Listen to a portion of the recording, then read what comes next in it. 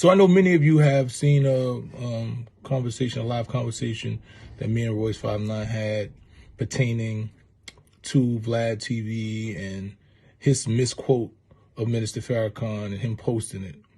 And we had a difference of opinion. Royce said that he needed the minister to apologize, and he needed to make a public apology. My position was, well, for me, all he needed to do was take down the misquote and clarify that the minister never said that. Because for me, an apology is an emotional statement. It's something that you feel. And if a person doesn't feel something, I don't want an apology from you if you don't really actually believe that. So we went back and forth and we had a difference of opinion. And based on that ideology, that's how I believe. That's me. I'm not going to apologize for something that I don't feel I should apologize for. And you can't force me into an apology. Now, you can do what you feel, but you can't force a person into an apology. If I right the wrong, if I crash your car and I go, and pay you the money, whether I apologize or not, the right is wrong. If somebody says something directly, if words come out your mouth directly and you say, yo, my son is a fucking this and I'll fuck him up. Those are your words. You're not misquoting somebody else. You're not stating somebody else. You have to, only way you can right that wrong as a man is if you apologize or you do what you said. The only way to right that wrong is to make a public apology. So I didn't think a public apology was warranted for somebody misquoting something someone else said.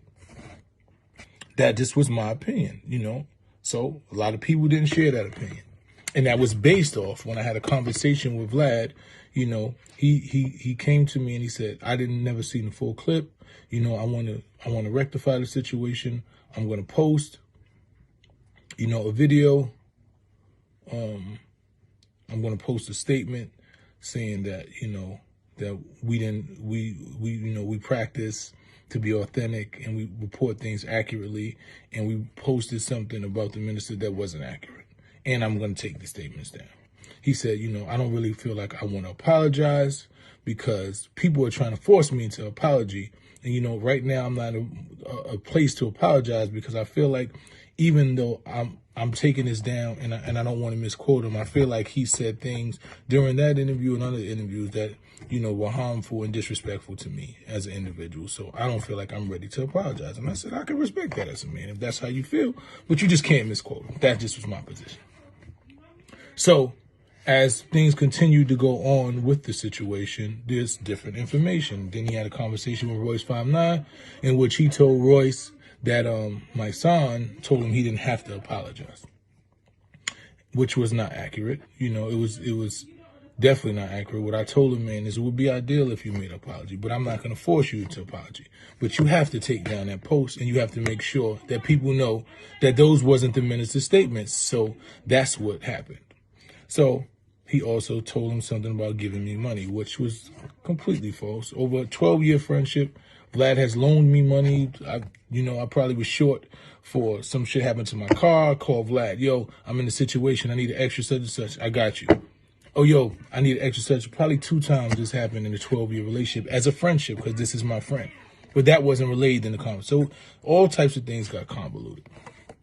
And people just started to equate me siding, quote unquote, with Vlad because he gives me money and he's my friend. Of course he's my friend. If somebody's my friend, I'm going to, especially if I know the things that they're saying about you, I haven't experienced. For years, people talk about his website and all of those things. I get it. The blog shit, I've already told him I don't really like his website, but that's neither here nor there. But there were certain things that they were saying that I didn't agree with. I personally connected him with the NOI. And he's done interviews with them. He's had security with them. They've had a relationship. So when people say there was a preconceived hate for the minister, I don't agree that. I've never seen it. I've had conversation with him about the minister in which he told me that he wanted to interview him and he thought he was, somebody was for the culture and things of that nature. I've never heard him say anything negative about the minister in my 12 years. Somebody might have a different experience, but I've never heard one. So that brings me to where we are now. So I had a conversation with Vlad, after the Royce prior to the Royce conversation, and as I replayed the conversation, and I listened to Lord Jamal and Godfrey's video that they posted up. And there was one thing that got me, he said it to me too, and I wasn't even thinking about it. He said that his business has not been affected. He made a reference to Nick Cannon and said, Nick apologized because his money was affected. People apologize for two reasons, because either they genuinely feel like they want to apologize or their money is affected. So listening to Lord Jamal saying, he said, well, we had the best month. VladTv has had the best month. And that right there was something that didn't sit well with me, when I stood by his decision, his own personal decision not to make an apology, I thought it was based on integrity, that nobody's going to force you into an apology. You righted it wrong, and nobody can force you into an apology. But now, after listening to what he said to Lord Jamal and running back what he said to me, he is willing to make an apology if his money is affected. You understand what I'm saying? It means that if the people he worked for and he's doing business with decide, you need to make an apology because it's going to affect your bottom line, then he would make an apology. But the people who supported you, such as myself, Lord Jamal, Godfrey, people who you call friends and we called you friends and we willing to stand by you, because I'm loyal to a fault. That's the person I am. If you're my friend, then I'm going to ride with you. That's just who I am. Win, lose, or draw, we're going to fight when we get home, but I'm going to ride with you. I'm going to call you out when you do some bullshit. I'm going to say it's wrong, but I'm going to ride with you as long as I know that your intentions are genuine and they based on integrity. And that's why my hat says integrity over income. So when you start to say, well, my money is not affected, and VladTv has had the best month it's ever had, then I realized that we morally conflict, because I was standing by a man who was making a decision based on integrity. I was standing by a man who said he was willing to deal with whatever came with the backlash, But I realized you just willing to lose us black people, us black friends you have, us black supporters, us black anybody, rather than lose the business. Because if the white man that you work with who was cutting your checks decided, you got to make an apology, you would make that apology because it would affect your bottom line. So that means that you're willing to sacrifice black people. You're not willing to sacrifice your money. You're willing to sacrifice your black fans and your black friends and everything. You're willing to put us in positions that we stand by you, long as it doesn't affect your money. That's something that I'm morally conflict with. And as a man, I can't stand by that, And I realize I'm loyal to a fault, but I understand the line where you draw with friendship, because my integrity means everything. Like people tell you, I went to jail for 7 years because I wouldn't tell somebody else to do the crime. That's how I am. I'm built like that. It's not a soldier. I think that's a general's mentality. I'm willing to deal with whatever comes with being involved with something. If I'm in the streets, I'm going to abide by the laws of the streets. When I'm not in the streets, I'm going to abide by the laws of whatever, institution that I get involved with, because I'm wholehearted. This is who I am. I deal with integrity. I deal with morals, values, and principles. And that's what I stand on. So after listening to Vlad say that his money hasn't been compromised and that his bottom line hasn't been compromised, that's a quagmire for me. So you don't believe that us black people and friends of yours have the ability to affect your bottom line. So you don't have to apologize. You're not apologizing because it's based on integrity. You're not apologizing because it's based on the fact that us black people and people who have an issue with you can't affect your bottom line. That's where the code comes in for me, And I wouldn't even want to make this statement because this is a person that I called my friend. But when I realized that you're willing to compromise me and put me in compromising positions but standing behind you, and it's based off money, then we have a different... I will die with a friend of mine. If I call you my friend, I'm going to die. I don't care what color you are. You can be green. If I call you my friend, then I'm going to die with you and for you. But I'm not going to sacrifice you if I'm not willing to sacrifice money. So when I had this conversation with him, it was clear to me that if his financial circumstances had been jeopardized or compromised by the fact that people wanted him to make an apology, then he would make the apology. Not he's willing to stand on it, lose his money, lose everything because that's what his moral position is. It's that we don't have enough power to stop his bottom line. That's something I can't co-sign. That's something I don't stand by. See, the difference between me is I'm never going to say sorry if I'm not sorry. I don't give a fuck if I lose my house, my wife, my kid. I'm never going to say sorry if I'm not sorry because I stand on integrity. That's the person I am. I'm going to die on what I stand on. That's who I am. So that was my position by standing and saying, well, brother, if you don't want to say sorry, if you don't feel you're sorry, and you say you're willing to deal with whatever comes with it, I'm going to stand by that. I respect that. Long as you make sure that you let the world know that you misquoted the minister. But I realize it's not about integrity with him. It's about the fact that his finances haven't been jeopardized. And we as black people don't have the power to jeopardize his finances. So at this point, I can't support that. And I will also ask all other blacks to be on code. If we're going to be on code, let's be on code all the time. Lord Jamal, Godfrey have made positions.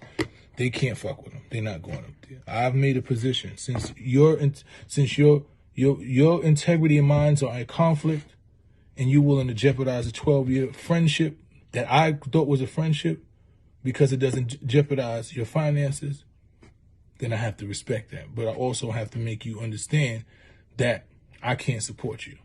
I can no longer stand beside that as a man, because I wouldn't be who I said I was if I stood by that. And in making that decision, I asked everybody else to make that decision. We have to show that we can jeopardize somebody's bottom line or they can continue to sacrifice us. So Vlad has taken a position that black people and his black supporters, his black friends, everybody black who has an issue with this situation is expendable.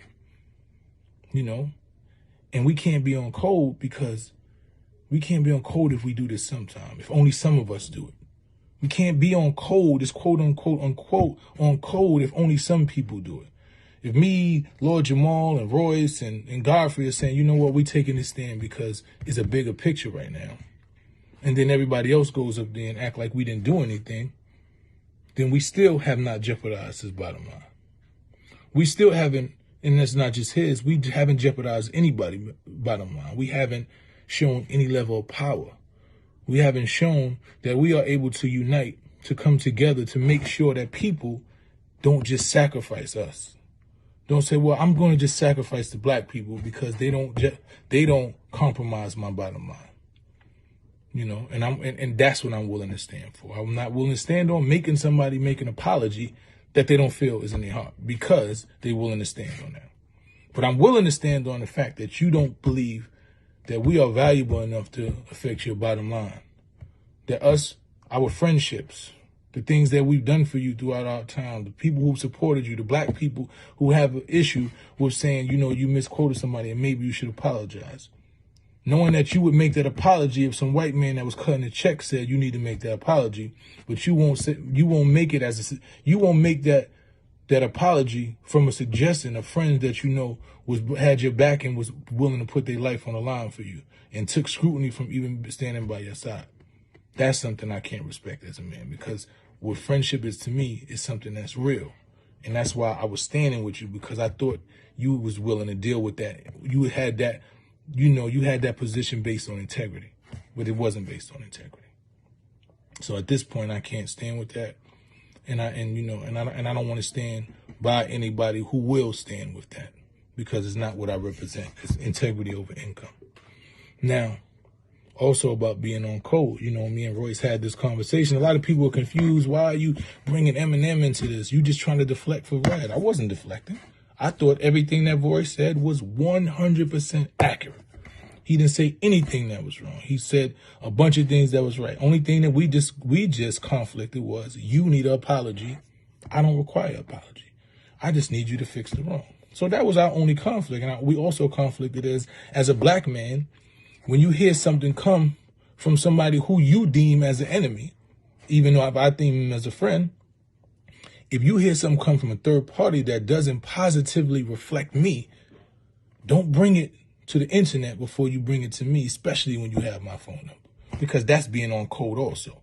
Being on code is saying somebody says something negative about a brother that I know is a stand-up brother, and it reflects him in a negative light. So I'm not going to put that on the internet. What I'm going to do is call that brother and say, hey, this brother said this. And even if I'm still going to put it out, I'm going to give you the benefit of a call first. I'm going to communicate with you because we want us to be shining. We want us to be connected. We want us to be on code, as you said, on code. We want to be on the same exact page. So I would expect a brother who is telling me about the code to follow that code, you know? So other than that, we didn't have any conflict. But I also want the brother Royce to find out, when I put out the situation about Eminem and Mariah Carey, it was brought to me after, because, you know, I don't follow the internet beefs and all that shit. I don't really know, but there was somebody that reached out to me and said, you know, it's kind of ironic that Royce would have that position about being on code, and Eminem has been calling Mariah, a black woman, bitches and whores for 10 years straight. You know, disrespected her and her husband. You know, even Nick had to get involved. And Nick even quoted as saying, you know, it's crazy how a white man can call our queens bitches and whores in this day and age. You know, and being on code. Now, this is your friend. This is somebody that you call a friend, you know. And I think it would be on code to at least say, yo, brother, you need to stop talking about that woman. You had a supposed relationship that she still has never claimed 10 years ago. You know, that's a black woman. You done called her whores, but you done did everything. Just leave it alone. Still in 2019, you still bringing up that black woman's name. As a white man, this is your white friend. So I think if we're going to be on code, so I don't want people to say I was trying to deflect. No, call out Vlad because he did some bullshit. Call him out. Yeah. You know, call him out. I'm not saying you wrong. Do it. You require apology. I just require the right to be, regardless of what we knew, that this brother who was a guest in hip hop, this white man who was a guest in hip hop, had to make some type of, there has to be some recourse. There has to be some level of, you know, reprimand, some level of atonement, something. We both agreed with that. We both did. The difference was we disagreed with the level and what looked like atonement to you. Somebody saying apologize to you or sorry to you was something that you felt comfortable with. For me, I don't need an apology if it's not based in honesty and ain't based in where it comes from. You know, so that's the only thing we differ. But in this situation, you know, when I talked about Eminem and Mariah, it was basically to say, Royce, that's your best friend. That's your friend. You willing to die for him. That's your man. You quoted many a time. This is my friend, and I know him, and this and that, and Marshall's this, and he's this. Call him out. Say, bruh, stop talking about that black woman. I don't give a fuck how long ago you talked about it. If my best friend is with me right now, if he had a relationship with a black woman, a black man, and he calling up bitches and whores 10 years later, I'm calling him out. So you know I'm calling a white man out. So this is what it is for me. If we going to be on code, let's be on code all the time. Let's get serious about this code. Let's not do it because we don't like Vlad. Okay, Vlad is an easy target. He said shit that people call him a culture vulture. He's done a bunch of shit. People are saying it's easy. Vlad is the easiest target in the world. He's a blogger that most people don't like. But Eminem is the loved white boy that raps in even white, black, green. So it's harder for you to call him because this is somebody this is your friend. Let's not go after the easy targets. Let's walk in the room with the people that have some level of credibility that are attacking, you know, our black culture. They're doing shit that's outside of the code. And because that's your friend, I think if you're holding people to a standard of keeping people on code and having a moral standard of saying people have to apologize, that you need to have apology, that you held me to, saying, Mike, you need to tell me apologize. He didn't apologize because you told him he didn't have to.